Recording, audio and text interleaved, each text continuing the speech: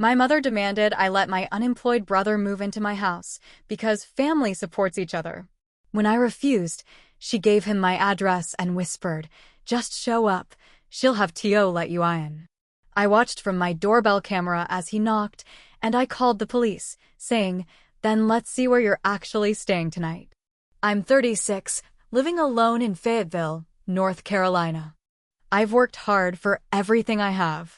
I bought my own house 5 years ago. It's not fancy, but it's mine. 3 bedrooms, small yard, good neighborhood. I work remotely in IT, doing contract jobs from home.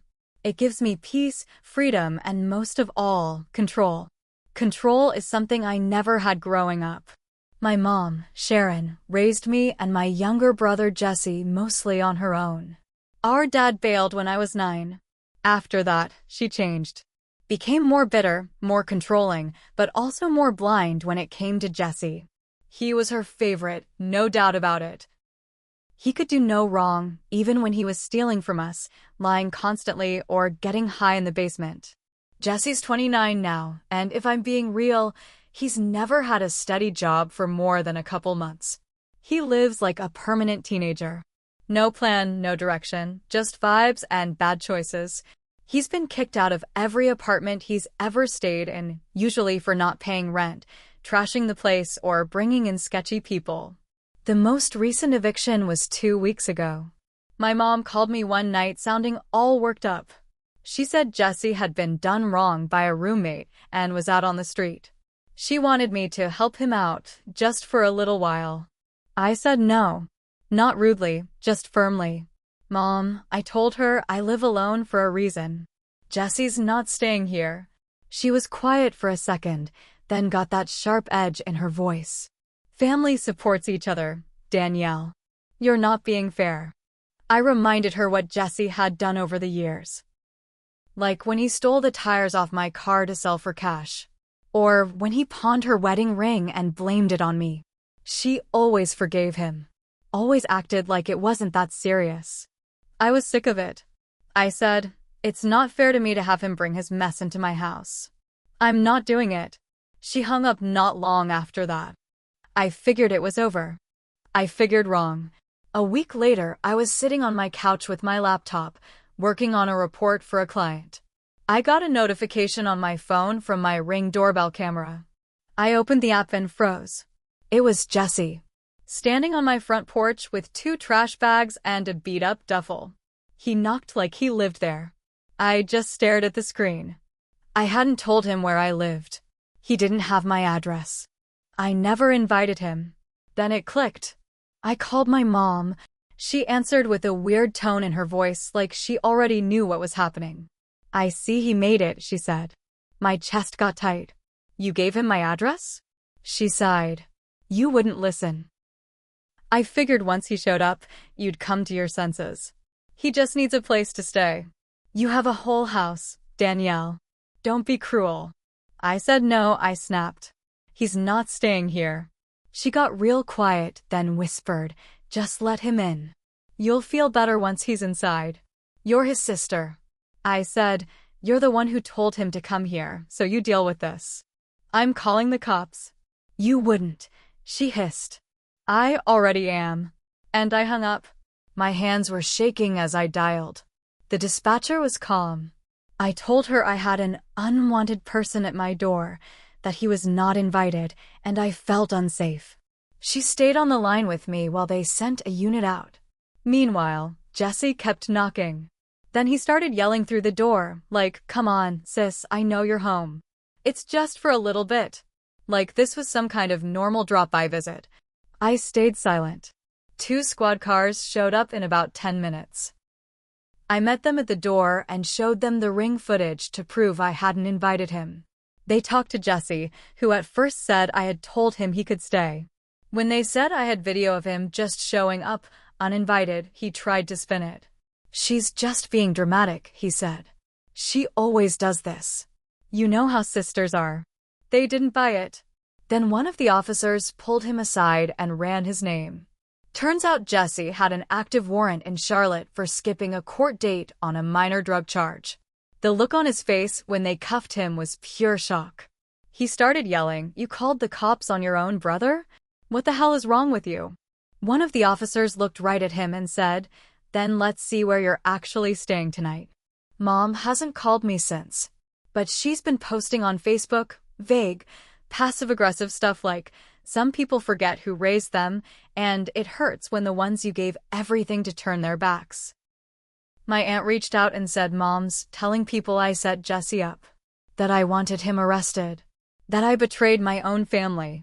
But here's the thing, I didn't set him up. I just stopped playing the game. The day after Jesse got arrested, I didn't hear a word from my mom.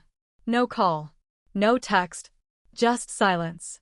But that night, the fallout started. I went to the grocery store like usual.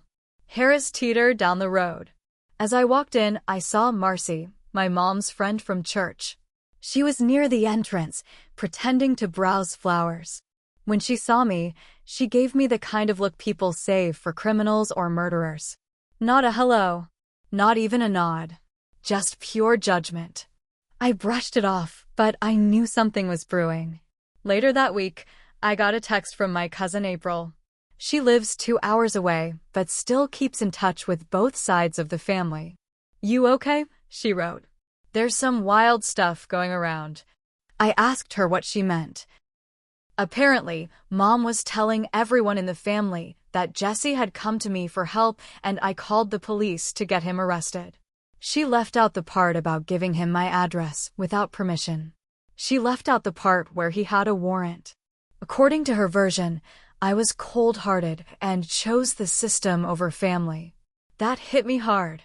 Not because I cared about the gossip, but because it told me exactly what my mom thought of me, that she was willing to lie about me, to protect Jesse. Again, I wanted to just move on, pretend it didn't matter. But things got worse. 2 nights later, I heard banging on my trash bins out back. My motion light came on. I checked my security cam. It was Jesse. He was back. He had gotten out on bond, and he was walking around the back of my house like he was looking for a way in. I saw him peek through the kitchen window, try the back door handle. I didn't even wait this time. I called the police again. When they arrived, he was gone, but they saw the footage. One of the officers told me I should consider filing for a restraining order. He said, "This isn't normal family stuff. This is crossing into something else." I agreed. I filed the paperwork the next morning. When the papers were served, Mom lost it. She called me 5 times in a row. I didn't answer, but the voicemails were a mess. Her voice cracked as she said things like, "He's your brother. I didn't raise you to be cruel. He has nothing, and now you're making him feel like a criminal." That last part made me laugh out loud. "He feels like a criminal?" I said to myself. Good. Maybe it's because he is one. But I didn't laugh for long, because 2 days later, someone broke into my car. They didn't steal anything, they just trashed it. Ripped the glove box out. Smashed my phone holder. Spilled some kind of sticky liquid all over the back seat. There were no fingerprints, no witnesses. But I knew it was Jesse. I called the police again, made a report, and added it to the restraining order case. But now I was scared. Not just annoyed. Not just angry. Scared. Because I was starting to see just how far my brother and my mother were willing to go. After the car break-in, I changed the locks on my house, added more cameras, and even set up an alert system that pinged my phone anytime someone stepped foot on my property. I wasn't playing games anymore. I'd spent years trying to set boundaries with my family, and now I was seeing what they'd do to crush them. For a few days, things went quiet. Too quiet. That kind of silence that makes you uneasy instead of calm. Then the twist came, and it didn't come from Jesse. It came from my job. I got an email from HR saying there was a formal complaint filed about me. Someone had called my contract agency and accused me of harassment and threats outside of work. The email said they couldn't share details yet, but the agency was pausing my current assignment until things were sorted out. I was floored. I'd never had a single complaint in over 10 years of work. I keep my head down, do my job, turn in everything on time. That was my identity, being reliable. I called my contact at the agency, a guy named Terry who I've known for years. He sounded uncomfortable, like he hated even having to talk to me about it. "Look, Danielle," he said, "off the record, it came from someone using your brother's last name. A woman. She claimed you threatened him with police action for no reason and were targeting him because he has a history of mental illness." I almost dropped the phone. My mother. There was no one else it could have been. Jesse wouldn't know how to file something like that, let alone dig up my employer. But my mom? She still knew where I worked. She knew just enough to cause damage. She said what? I asked, trying not to yell. Terry lowered his voice. That you were abusing your power, using the system to ruin someone who was mentally vulnerable. I felt sick. The woman who gave my unstable brother my address, who encouraged him to just show up, who knew exactly what he was capable of, now she was painting me as the dangerous one? That night, I sat on my couch with a legal pad and made a list. Every single thing they'd done in the last 2 months. Dates. Incidents. Evidence. I realized something. I needed a lawyer.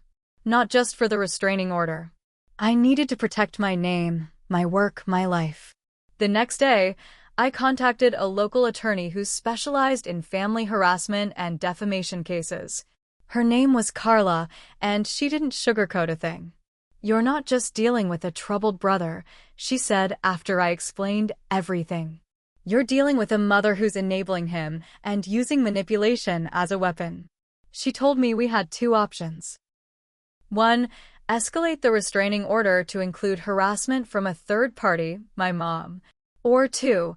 File a defamation complaint directly against her for interfering with my employment. I didn't even hesitate. Let's do both. And that's when I made a decision that I never thought I'd make in my life. I was going to take legal action against my own mother.